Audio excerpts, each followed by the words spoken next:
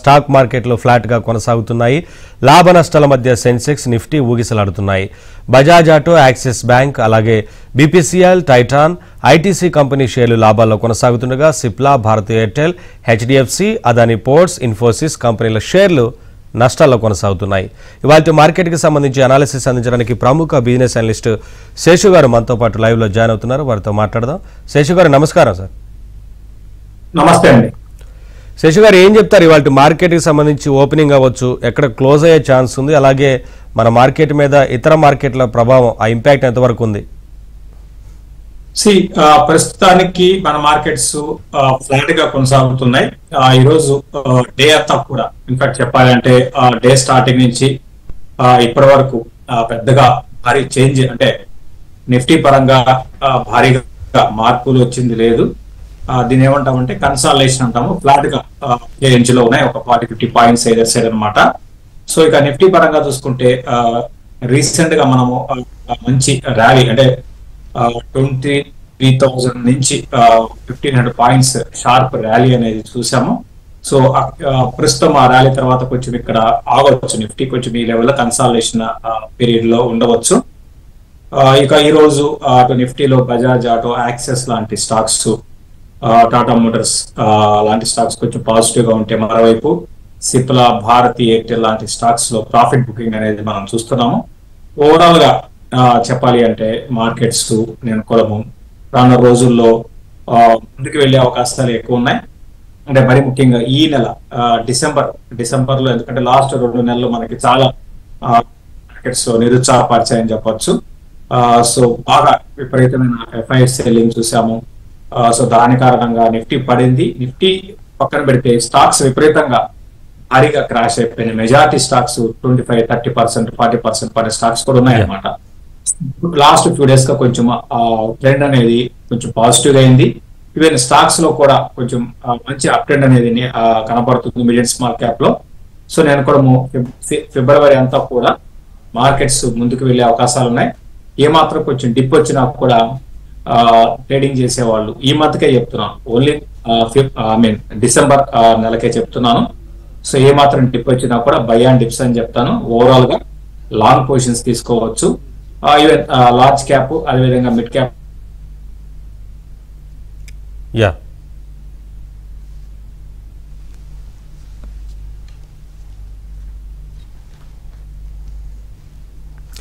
Sir caller ఉన్నారు. మొదటి caller Madhusudan రావు call చేస్తున్నారు. మధుసూదన్ రావు గారు మాట్లాడండి శేషు గారితో, మీకున్న డౌట్ ఏంటో చెప్పండి. సార్ నమస్తే. సార్ శేషు గారు నమస్తే, చెప్పండి డౌట్ ఏంటో చెప్పండి. సార్ నా దగ్గర ఎంజిఎల్ ఉన్నాయండి 30% ప్రాఫిట్ లో. ఇంకొకటేమో టాటా టెక్నాలజీ. ఇది ఎన్నిటి గురించి చెప్తారని. ఎంజిఎల్ 30% ప్రాఫిట్ లో ఉన్నా, అది కంటిన్యూ చేయమంటారా, ఎగ్జిట్ అమ్మంటారా? Tata technology first MG Mahanagar gas అండి. అవునండి, మహానగర్ గ్యాస్. తర్వాత టాటా టెక్నాలజీస్. టాటా టెక్నాలజీస్ కొన్నారా, కొనాలనుకుంటున్నారా? టాటా అండి కొన్నారండి ఎక్కడను. అవునండి, మహానగర్ గ్యాస్. మహానగర్ గ్యాస్ అండి. టాటా టెక్నాలజీస్ గురించి ఏంటి, కొనాలనుకుంటున్నారా? కొన్నానండి, 5% లాస్ లో ఉన్నా. ఓకే. సో మహానగర్ అంటే మీరు ప్రశ్న అడిగేది ఏంటంటే క్లియర్ గా అంటే లాంగ్ టర్మ్ కా లేకపోతే కొనాలనుకుంటున్నారా అంటే దాన్ని బట్టి ఆన్సర్ ఉంటుందండి. సో ఇక మహానగర్ గ్యాస్ విషయానికి వస్తే, మహానగర్ గ్యాస్ పరంగా అంటే ఇది గవర్నమెంట్ డెసిషన్స్ మీద ఈ కంపెనీ యొక్క భవిష్యత్ అనేది ఉంటుంది. సో ఫ్యూచర్ లో అంటే ఇప్పుడు అటు మహానగర్ గ్యాస్ కానివ్వండి, తర్వాత ఇటువంటి దాంట్లో ఉన్న ఒక 2-3 కంపెనీస్ ఉన్నాయి. సో అన్ని కూడా ఏంటి అంటే గవర్నమెంట్ నిర్ణయాల మీద ఆధారపడి ఉంటాయి. ఓవరాల్ గా ఫ్యూచర్ అయితే బాగానే ఉంటుందండి. సో ఇదేంటంటే ముంబై అన్నమాట, ముంబై రీజియన్ లో ఎక్కువగా దీని బిజినెస్ అంతా ఉంది. సో ఓవరాల్ గా నేనైతే మహానగర్ గ్యాస్ మీద అంత పాజిటివ్ అయితే లేను. రీసెంట్ గా చూసారు, ప్రీఫాల్ స్టాక్ లో చూసాము. కాబట్టి మీరు ఆల్రెడీ 30% మీరు ఎప్పుడో లాంగ్ బ్యాక్ ఎప్పుడో కొనుంటారు. 30% ప్రాఫిట్ లో ఉన్నా అంటున్నారు. కొంచెం ఈ నెల వరకు వెయిట్ చేయండి, ప్రాఫిట్ బుక్ చేసుకోండి మహానగర్ గ్యాస్ లో. అంటే పెరగచ్చేమో, నేను పెరగదని అంటలేదు, అందుకే చెప్తున్నాను స్టార్టింగ్ లో. దీని భవిష్యత్ అంతా కూడా ఎలా ఉంటుందంటే గవర్నమెంట్ మీద ఆధారపడి ఉంటుందండి. అటు ఇంద్రప్రస్థ, మహానగర్ గ్యాస్, ఇదేమో మహానగర్ గ్యాస్ ఏమో ముంబై అనమాట. ఇంద్రప్రస్థ అనేది ఢిల్లీ రీజన్. అయితే ఇక్కడ ఎందుకు చెప్తున్నా అంటే ఇవన్నీ కూడా ఇప్పుడున్న ప్లేయర్స్ ఇద్దరే. అయితే ఒక 2 years బ్యాక్ గవర్నమెంట్ ఏంటంటే ఇద్దరే కాదు, చాలా మంది ఇందులో రావడానికి అవకాశం ఉంటుందని చెప్పడం జరిగింది. దానికి అనుగుణంగా కూడా నిర్ణయాలు తీసుకుంటున్నారు. సో అదే జరిగినప్పుడు ఏంటంటే నెంబర్ ఆఫ్ ప్లేయర్స్ ఎక్కువ మంది అవుతారండి. సో ఎక్కువ కాంపిటీషన్ కూడా ఎక్కువ ఉంటుంది. సో దట్ మనకి ఏంటంటే మార్జిన్ ప్రెషర్స్ కూడా ఉంటాయి. మార్జిన్ కాదు కానీ రెవెన్యూస్ తగ్గుతాయి బై అండ్ లార్జ్. అదొక నెగిటివ్ ఉంటుంది ఇందులో. అదర్వైజ్ ప్రస్తుతానికి అంటే స్టడీ బిజినెస్ ఉంటుంది. ప్రస్తుతానికి హోల్డ్ చేసి కొంచెం పెరిగినప్పుడు ప్రాఫిట్ బుక్ చేసుకోండి. ఇక టాటా టెక్నాలజీస్ విషయానికి వస్తే, టాటా టెక్నాలజీస్ బిజినెస్ పరంగా అంటే మంచి, గ్రూప్ పరంగా మంచిది, అంతా బాగుంది. కాకపోతే ఎక్స్పెన్సివ్. అన్ని బాగున్నా కూడా రూపాయి వస్తువు ఇప్పుడు మనకి 50 రూపాయలు ఉందండి. కాబట్టి రూపాయి వస్తువు 50 రూపాయలు ఉంది కాబట్టి మనం దాన్ని కొనకూడదు. ఆల్రెడీ కొన్నారు కాబట్టి ప్రాఫిట్ ఒక 5% లాస్ లో ఉన్నారంటున్నారు. ఈ అగైన్ ఆన్సర్ కూడా ఈ నెలాఖరు వరకు ఆగి 5-6% పెరిగితే ఎగ్జిట్ కాండి. దీనికన్నా వేరే స్టాక్ లో ఉండడం బెటర్. నెక్స్ట్ కాలర్ విజయ్ చేస్తున్నారు కడప నుంచి. విజయ్ గారు మాట్లాడండి, శేషు గారితో డౌట్ ఏంటో చెప్పండి. సార్ నమస్తే సార్, శేషు గారు. నమస్కారం, చెప్పండి sir. LIC housing finance sir, Reliance sir కొన్నాను, 2 10% లాస్ లో ఉన్నాయి sir. LIC housing finance, Reliance 2 loss లో ఉన్నారు. ఓకే, చెప్పండి. ఓకే అండి. సో ప్రస్తుతానికి మీరు ఇప్పుడు రిలయన్స్ చాలా మంది రిలయన్స్ లో లాస్ట్ 2-3 ఏళ్ళు కానీ చూస్తే అంటే కోవిడ్ ఇనిషియల్ స్టేజ్ లో బాగా పెరిగిందండి. అంటే 2021 హాఫ్ నుంచి 21 తర్వాత 21 వరకు అనుకోండి బాగా పెరిగింది. ఆ తర్వాత అప్పుడు వచ్చిన హై మళ్ళీ రాలేదు, రీసెంట్ గా పడుతూనే ఉంది. అంటే లాస్ట్ 2-3 ఏళ్లలో దీని నుంచి ఇన్వెస్టర్స్ కి రిటర్న్ వచ్చింది ఏది లేదండి. సో చాలా మంది ఏంటంటే రిలయన్స్ కదా గ్యారంటీ అనుకుంటారు. కాదు, అట్లా రిలయన్స్ అనే కాదు, ఏది కూడా ఉండదండి స్టాక్ మార్కెట్ లో. ఒక బిజినెస్ లో దెర్ ఇస్ నో గ్యారంటీ అనమాట. సో బట్ ఏదైనప్పుడు కూడా రిలయన్స్ లో మీరు లాస్ లో ఉన్నారు. మన నెంబర్స్ ఏం బాగా రాలేదు. దీంతో పాటు రిలయన్స్ రీటైల్ లో బాగా అంటే నేను కూడా ఒకటి బయట అయిన ఇన్ఫర్మేషన్ వేరు, నేను చెప్తున్న ఇన్ఫర్మేషన్ వేరు. రిలయన్స్ రీటైల్ అనేది చాలా కొలాప్స్ అయ్యే అవకాశాలు ఉన్నాయండి. సో ఆల్రెడీ చూస్తే మన తెలంగాణలో దగ్గర 72 స్టోర్స్ తీసేశారు. అదేవిధంగా మీరు ఎవరైనా అడగండి, ఎక్కడైనా అడగండి రిలయన్స్ గురించి, ఆ ఏరియాలో ఉన్న రిలయన్స్ రీటైల్ స్టోర్స్ తీసేస్తున్నారు. సో ఇవన్నీ కూడా ఏంటంటే మనకి మన నెంబర్స్ లో ఏమో రిలయన్స్ ఒకవైపు రిలయన్స్ రీటైల్స్ స్టోర్ తీస్తున్నారు, బట్ రెవెన్యూస్ ఏమో తగ్గాయి, ప్రాఫిట్స్ పెరిగాయి. ఇవన్నీ ఎలా జరుగుతాయి? చిన్న మనకి డిమార్ట్ విషయానికి వస్తే, డిమార్ట్ లో జస్ట్ ప్రాఫిట్స్ తగ్గినందుకు డిమార్ట్ 52 వీక్ హై నుంచి 50 వీక్ లోకి వచ్చింది. సో ఇవన్నీ కూడా పెద్ద సబ్జెక్ట్ అనుకోండి. బట్ ఏదేమైనప్పుడు కూడా రిలయన్స్ ఇండస్ట్రీస్ కి మీరు ర్యాలీస్ లో ఎగ్జిట్ కాండి. మీ రేటుకి వచ్చిన ₹1 అటు ఇటుగా. ఎల్ఐసి హౌసింగ్ ఫైనాన్స్ కూడా మీరు ర్యాలీస్ లో ఎగ్జిట్ కాండి. ఎల్ఐసి హౌసింగ్ ఫైనాన్స్ కన్నా ప్రైవేట్ హౌసింగ్ ఫైనాన్స్ కంపెనీ వైపు వెళ్ళమని చెప్తాం. నెక్స్ట్ వీక్ మార్కెట్ ఎలా ఉండొచ్చు అంటారు సార్, ఈ వీక్ మొత్తం అబ్జర్వ్ చేసిన తర్వాత? నెక్స్ట్ వీక్ మార్కెట్ కూడా బాగుండే అవకాశాలు ఉన్నాయండి. ఇనిషియల్ గా నేను మనం మార్కెట్ గురించి మాట్లాడుతున్నప్పుడు ఆల్రెడీ చెప్పాను. నెక్స్ట్ వీక్ కూడా మార్కెట్స్ బాగా అంటే కిందకు వచ్చినప్పుడు కూడా కొనుక్కోమని చెప్తాను. ట్రేడింగ్ పరంగా ఓవరాల్ గా ఈ మంత్ అంతా కూడా బాగుండవచ్చు. అటు ఎఫ్ఐఎస్ దగ్గర నుంచి కానీ గమనిస్తే బాగా సెల్లింగ్ లో ఉన్న ఎఫ్ఐఎస్ కాస్త కొంచెం అంటే మళ్ళీ వాళ్ళ యాక్టివిటీ గా చూసుకుంటే అగ్రెసివ్ సెల్లింగ్ తగ్గి పాజిటివ్ గా అంటే కొనడం స్టార్ట్ చేశారు. అది మనకి పాజిటివ్ అవుతుంది. దీంతో పాటు ఏంటి అంటే ఇయర్ ఎండింగ్ వస్తుంది కాబట్టి నెక్స్ట్ ఒక ఫ్యూ డేస్ లో ఏంటంటే అటు మ్యూచువల్ ఫండ్ కూడా ఏంటంటే కొంచెం మార్కెట్ పెరగడానికే ఎక్కువగా ట్రై చేస్తాయంటే కొనడానికి ప్రయత్నం చేస్తాయండి. ప్రతి ఇయర్ కూడా జరుగుతూ ఉంటుంది అది. సో కాబట్టి ఏంటంటే కొంచెం ఈ నెల అంతా కూడా మార్కెట్స్ ముందుకు వెళ్తాయి. డిప్స్ అని చెప్తాను. నెక్స్ట్ కాలర్ కిషోర్ ఉన్నారు. కిషోర్ మాట్లాడండి శేషు గారితో. నమస్తే శేషు గారు. నమస్తే. చెప్పలో అది కాఫీ డే 50 రూపీస్ దగ్గర తీసుకున్నానండి. అది ఇప్పుడు ట్రేడ్ కావట్లేదు, ఓన్లీ మండేస్ మాత్రమే ట్రేడ్ అవుతుంది. అది కూడా జస్ట్ ఒక 30 షేర్స్ 40 షేర్స్ ట్రేడ్ అయిన తర్వాత ఇంకా అది ఆగిపోతుంది అనమాట. సో ఇప్పుడు దాంట్లో నుంచి ఎగ్జిట్ కావడానికి కూడా కుదరడం లేదు.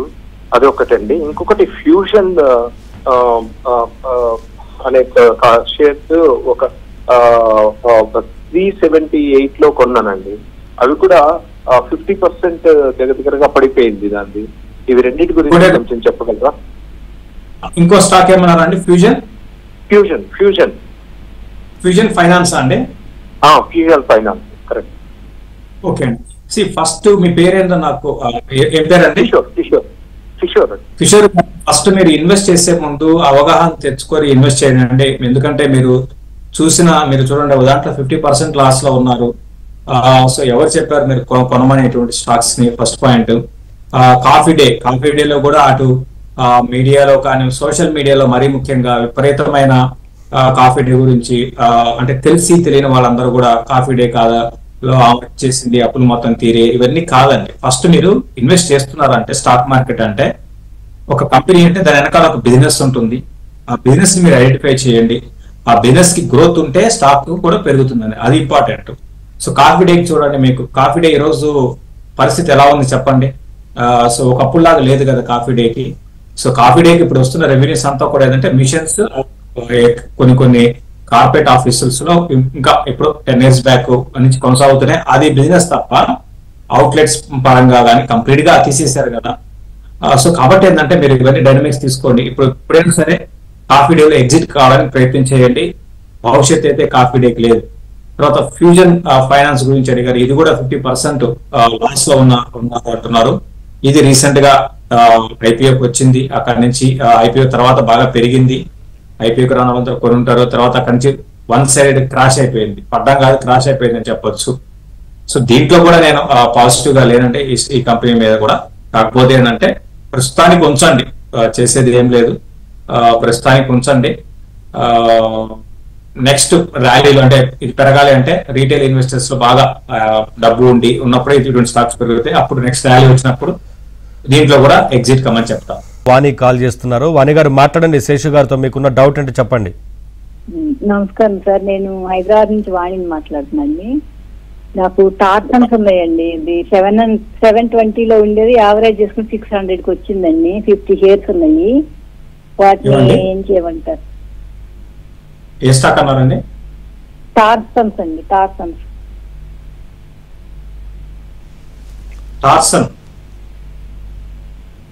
టార్సన్ ప్రొడక్ట్స్ గురించేనా మీరు అడిగేది? అవునండి. ఓకే. మీరు యావరేజ్ మెథడ్ అనేది కరెక్ట్ కాదండి. కంపెనీ మంచి కంపెనీలో యావరేజ్ చేయడం అనేది ఓకే. బట్ ఇటువంటి చిన్న కంపెనీస్ ఏంటి అంటే వీటిలో రిస్క్ అనేది బాగా ఎక్కువ ఉంటుంది. ఈవెన్ ఒక్కొక్కసారి ఇటువంటి కంపెనీస్ ఏంటంటే రివార్డ్ కూడా ఎక్కువ ఉంటుందండి. ఇదేంటంటే డైలీగా మన ఇప్పుడు ఏంటంటే ఇది ఇప్పుడు ఈ టార్సన్ ప్రొడక్ట్స్ అనేది ఎక్కువగా ఈ హెల్త్ కేర్ రిలేటెడ్. అంటే ఫర్ ఎగ్జాంపుల్ మనకి టెస్టులు చేయడానికి మనము అటు ల్యాబ్స్ లో కానివ్వండి ఆ ప్రొడక్ట్స్ మీద ఉన్నారు. బట్ ఓవరాల్ గా ఒక అంటే స్టడీగా బిజినెస్ అయితే లేదండి. ఒక క్వార్టర్ బాగుండడం, ఒక క్వార్టర్ బాగుండకపోవడం ఈ విధంగా ఉంది. బట్ ఓవరాల్ గా నా ఉద్దేశం ప్రకారం ప్రస్తుతానికి ఏంటంటే ఉంచండి. మీ రేటుకు వచ్చే అవకాశాలు ఉన్నాయి షార్ట్లీ. ఇది వచ్చినప్పుడు మీరు బెటర్ ఏంటంటే ఎగ్జిట్ తీసుకోండి. సార్ ఓవరాల్ గా ఆటోమొబైల్ సెక్టర్ లో ఉన్న స్టాక్స్ ఎలా ఉన్నాయి ఇప్పుడు? ఏ స్టాక్స్ అండి? ఆటోమొబైల్ సెక్టర్ కి ఈ రోజు పరంగా అయితే అండి పర్లేదు. ఆటోమొబైల్ సెక్టర్ ఈ రోజు పరంగా పర్లేదు. నెక్స్ట్ ఫార్మాకి సంబంధించి ఏమైనా ఇన్వెస్టర్స్ కి అనుకూలంగా ఉన్నాయా? ఉంటే ఏ కంపెనీలో బెటర్ అంటారు? ఏం సజెస్ట్ చేస్తారు మీరు? ఫార్మా పరంగా చూడాలి అంటే అండి లాస్ట్ అంటే ఈవెన్ మార్కెట్స్ బాగా వీక్ ఉన్న టైంలో కూడా ఫార్మా అనేది చాలా స్ట్రాంగ్ ఉన్నాయి. అంటే pharma and health care related stocks అన్ని కూడా చాలా బాగున్నాయి. సో కాబట్టి వాటిలో స్టే ఇన్వెస్టెడ్ గా ఉండమని చెప్తాను. ఇంకా కావాలి అంటే ప్రాఫిట్స్ అంటే కొంచెం కరెక్షన్స్ వచ్చినప్పుడల్లా కూడా యాడ్ చేసుకోవచ్చు. ఈవెన్ కరెంట్ లెవెల్స్ లో కూడా మీరు ఇన్వెస్ట్మెంట్ పరంగా 3-4 ఏళ్ళు ఉంటే మంచి కంపెనీస్ లో ఉన్న వాటిలో వాల్యూ తక్కువ అంటే వాల్యుయేషన్స్ అనుకూలంగా ఉన్న కంపెనీస్ లో ఇన్వెస్ట్ చేసుకోవచ్చు. నెక్స్ట్ కాలర్ శ్రీధర్ చేస్తున్నారు. శ్రీధర్ గారు మాట్లాడండి, శేషు గారితో మీకున్న డౌట్ ఏంటి చెప్పండి. ఐడిఎఫ్సి ఫస్ట్ బ్యాంకు 79లో కొన్నామండి 10,000. తర్వాత నాట్కో ఈ రేట్ లో కొనుక్కోవచ్చా? ఐడిఎఫ్సి ఫస్ట్ బ్యాంక్ దాదాపు మన తెలుగు స్టేట్స్ లో ఉన్న ఇన్వెస్టర్స్ ఆర్ తెలుగు కమ్యూనిటీ అంతా అందరు ప్రతి ఒక్కరి దగ్గర కామన్ గా ఉండే బ్యాంక్ ఏంటంటే ఐడిఎఫ్సి ఫస్ట్ బ్యాంక్ అండి. ఎందుకు ఏంటి అంటే సింపుల్ రీజన్ పరంగా చెప్పాలంటే 100 రూపాయల్లో ఉంది. దీంతో పాటు సోషల్ మీడియాలో కానివ్వండి, సో వీటికి రియాక్ట్ ఎక్కువ మంది ఇన్వెస్ట్ చేశారు. ఇది గతంలో మనకి 23లో 95 ఎండింగ్ 23 ఎండింగ్ కి 95 దాకా వచ్చి అక్కడి నుంచి షార్ప్ గా అంటే 1 year అయిందండి, మళ్ళీ ఆ రేటుకి రాలేదు. అందరూ కూడా ఇరుక్కుపోయారు. ముందు కొన్న వాళ్ళ ప్రాఫిట్ బుక్ చేసుకున్న వాళ్ళందరూ కూడా ఇరుక్కుపోయారు. బట్ ఓవరాల్ గా ఇది ఏంటి అంటే నేను కూడా నెగిటివ్ అయితే కాదు, దీని మీద నెగిటివ్ అని లేదు. కాకపోతే ఏంటంటే దీనికి కొన్ని మైనస్ పాయింట్స్ ఉన్నాయండి. లైక్ ఏంటంటే అసెట్ క్వాలిటీ పరంగా అంత గొప్పగా లేదు, అంటే గ్రోత్ పరంగా ఉంది, స్టిల్ అసెట్ క్వాలిటీ ఇంప్రూవ్ కావాల్సి ఉంది. దీంతో పాటు అన్నిటికన్నా ఇంపార్టెంట్ ఏంటి అంటే ఇది ఈక్విటీ పెద్దదండి, పెద్ద ఈక్విటీ షేర్స్ స్లోగా ఉంటాయి పెరగడం. సో కాబట్టి ఏంటంటే ప్రస్తుతానికి ఉంచండి, టైం పడుతుందండి, చాలా టైం పడుతుంది. అదే మీకు గతంలో నేను కరూర్ వైశ్య బ్యాంక్ పదే చెప్పాను, 95 దగ్గర చెప్పాను. ఈ రోజు కరూర్ వైశ్య బ్యాంక్ మార్కెట్ లో ఎంత మీకు డిప్ వచ్చినా కూడా కరూర్ వైశ్య బ్యాంక్ అనేది బాగా పెరగడం చూస్తున్నాం. అట్లా మనం ఐడెంటిఫై చేయాలండి, బిజినెస్ ని ఐడెంటిఫై చేయాలి. ఇప్పుడు 242 లైఫ్ టైమ్ హై 245. సో అటువంటి కంపెనీస్ లో ఇప్పటికీ ఎంత పెరిగినా కూడా కరూర్ వైశ్య బ్యాంక్ ఎక్స్పెన్సివ్ కాదు, స్టిల్ ఇట్ మనకి దాని వాల్యూ మార్కెట్ క్యాప్ కనుక గమనిస్తే 19,000 crores మాత్రమే. ఇటువంటి డైనామిక్స్ మీరు తెలుసుకొని ఇన్వెస్ట్ చేయాలండి, లేకపోతే ఎవరైనా అడ్వైజ్ అయినా తీసుకోండి. బట్ ఇప్పుడు ప్రస్తుతానికి ఐడిఎఫ్సి ఫస్ట్ బ్యాంక్ ని హోల్డ్ చేయండి, ఫర్దర్ గా యాడ్ చేయకండి. ఐటీ ఎలా ఉంది సార్? ఓవరాల్ గా కమింగ్ డేస్ లో ఇంకా బాగుండే ఛాన్స్ ఉంటుందా? ఇప్పుడున్న సిచ్యువేషన్ బట్టి చూస్తే ఏమనిపిస్తోంది? ఐటీకి మధ్యలో బాగా కొత్త కొన్ని రోజులు డిప్ వచ్చినా కూడా తర్వాత మళ్ళీ ఐటీ కొంచెం బౌన్స్ బ్యాక్ అయిందని చెప్పొచ్చు. అంటే భారీగా పెరుగుతాయని చెప్పలేం, కానీ అట్లనే భారీగా పడతాయని కూడా చెప్పలేం. ఐటీ స్టడీగానే అట్లీస్ట్ ఒక 6 months స్టడీగానే ఉండవచ్చు. ఇన్సూరెన్స్ కు సంబంధించిన ఈ కంపెనీల విషయంలో ఇన్వెస్టర్స్ కు అనుకూలంగా ఉన్నాయా? ప్రెసెంట్ సిచ్యువేషన్ ఏంటి సార్ మార్కెట్ లో? ఏ స్టాక్స్ అండి? ఇన్సూరెన్స్ చెందిన కంపెనీస్ అండి. ఇన్సూరెన్స్ కంపెనీస్ అన్ని కూడా లాంగ్ టర్మ్ కి బాగానే ఉంటాయి. కాకపోతే వాటిలో రిటర్న్స్ అద్భుతంగా ఉండవండి, అద్భుతంగా రిటర్న్స్ ఉండవు. అంటే ఇయర్ కి మహా అయితే 15% అట్లా ఉంటాయి. అయితే కొన్ని అంటే హెల్త్ రిలేటెడ్ ఇన్సూరెన్స్, లేకపోతే కొన్ని గో డిజిటల్ అని ఉంది. సో దాంట్లో మనం రిటర్న్స్ ఎక్కువ ఎక్స్పెక్ట్ చేయొచ్చు. గో డిజిటల్ అనేది e commerce based insurance company. అదేవిధంగా స్టార్ హెల్త్ ఉంది. స్టార్ హెల్త్ రీసెంట్ నెంబర్స్ తర్వాత బాగా కరెక్ట్ అయింది, ఈ మధ్య కాలపు లోలో ఉంది. బట్ మెయిన్ రీజన్ అంటే మార్జిన్స్ తగ్గాయి అనమాట స్టార్ కి. బట్ ఓవరాల్ గా stand alone health insurance company అంటే ఇదే స్టార్. సో అది కూడా బాగానే ఉండే అవకాశాలు ఉన్నాయి. అంటే రిటర్న్స్ పరంగా ఎక్కువ ఇటువంటి వాటర్ రిటర్న్స్ వస్తాయి. అదేవిధంగా హెచ్డిఎఫ్సి లైఫ్ లేకపోతే ఐసిఐసిఐ ప్రొడెన్షియల్ వీటిలో రిటర్న్స్ తక్కువ ఉంటాయండి. బట్ ఓవరాల్ గా ఎంతో కొంత రిటర్న్స్ అయితే వస్తాయి. నెక్స్ట్ కలర్ ఆనంద్ చేస్తున్నారు. ఆనంద్ గారు మాట్లాడండి శేషు గారితో, మీకున్న డౌట్ ఏంటో చెప్పండి. గుడ్ ఆఫ్టర్నూన్ శేషు గారు. నా దగ్గర Anantaraju and CG power 15% profit లో ఉన్నాయండి. అవి కంటిన్యూ చేయొచ్చా లేదంటే ఇంకా ఎగ్జిట్ అవ్వచ్చా అండి? వాటి టార్గెట్ ప్రైస్ చెప్తారా? అండ్ ఇంకోటి క్యాపిటల్ సర్వీసెస్ మంచి స్టాక్ అయినా అది ఈ లెవెల్లో ఎంట్రీ తీసుకోవచ్చా? ఓకే అండి. అనంతరాజు, సీజీ పవర్ గురించి పెద్దగా మనం చెప్పుకోవాల్సిన అవసరం లేదు, మంచి కంపెనీనే. సో ఓన్లీ థింగ్ ఏంటంటే పెరిగే కొద్దీ ఎక్స్పెన్సివ్ అవుతూ ఉంటుంది, అంతకుమించి ఇంకేం లేదు. అదర్వైజ్ దాని గురించి పెద్దగా మనం భయపడాల్సిన అవసరం లేదు. మీరు ఆల్రెడీ ప్రాఫిట్ లో ఉంటే కంటిన్యూ చేయండి. అనంతరాజు మీ స్టాక్స్ రెండు కూడా మంచి, అంటే అనంతరాజు కూడా మంచి టైంలో కొన్నట్టున్నారు. సో ఇది కూడా చాలా బ్రహ్మాండమైన గ్రోత్ ఈ మధ్య కాలంలో రావడం చూసాము. సో దీన్ని కూడా మీరు ప్రస్తుతానికి కంటిన్యూ చేయండి. లాంగ్ టర్మ్ ఉద్దేశం ఉంటే సీజీ పవర్ కానివ్వండి, అనంతరాజు కానివ్వండి, ఈ రెండు కూడా నేను పాజిటివ్ గా ఉన్నాను. అయితే అనంతరాజుని మాత్రం మధ్య మధ్యలో చూడండి. అంటే ఏంటంటే ఇది కన్స్ట్రక్షన్ లో ఉన్నారనమాట. రియల్ ఎస్టేట్ ప్రాజెక్ట్స్, తర్వాత కమర్షియల్ ఐటీ పార్క్స్ కానివ్వండి, షాపింగ్ మాల్స్, ఇటువంటి హాస్పిటాలిటీ, తర్వాత ఈవెన్ హాస్పిటల్స్, ఇటువంటి కన్స్ట్రక్షన్ లో ఉన్న కాబట్టి ఏంటంటే మధ్య మధ్యలో కాంపిటీషన్ కూడా ఉంది. కాబట్టి మధ్య మధ్యలో మీరు ఏంటంటే ఒకసారి నెంబర్స్ ని మీరు చూసుకుంటూ నిర్ణయాలు తీసుకోండి. ప్రస్తుతానికైతే హోల్డ్ చేయండి రెండు కూడా. Thank you sir, thanks for joining. So అది ప్రస్తుతానికి నిఫ్టీ 24,684 వద్ద ట్రేడ్ అవుతా ఉంది. సెన్సెక్స్ వచ్చి 81,714 వద్ద ట్రేడ్ అవుతుంది. చూడాలి మరి ఎక్కడ క్లోజ్ అవుతుందో. ఇది వాటి